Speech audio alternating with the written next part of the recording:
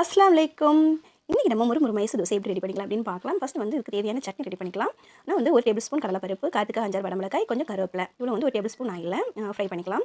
கடலைப்பருப்பு brown colour ஆனதும் 3 வெங்காயம், 2 தக்காளி இவ்வளோ கட் பண்ணி தேவைக்கு சால்ட் ஆட் பண்ணதுக்கப்புறமா கொஞ்சம் நல்லா நம்ம வதக்கிக்கலாம். வதக்கி ஆற விட்டதுக்கப்புறமா கிரைண்ட் பண்ணி எடுத்துக்கலாம்.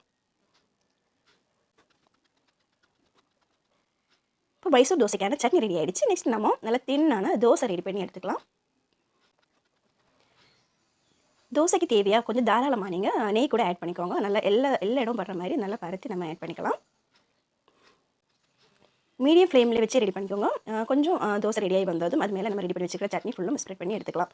மீடியம் ஃப்ளேம்லேயே வச்சு அப்படியே நல்லா முறிகிற மாதிரி எடுத்துட்டோன்னா நம்மளுடைய டேஸ்ட்டான மைசூர் தோசை ரெடி ஆகிடுச்சு. என்னோட சேனல் சப்ஸ்கிரைப் பண்ணலைன்னா ப்ளீஸ் சப்ஸ்கிரைப் பண்ணி லைக் பண்ணுங்கள், ஷேர் பண்ணுங்கள், கமெண்ட் பண்ணுங்கள். ஓகே, அஸ்ஸலாமு அலைக்கும்.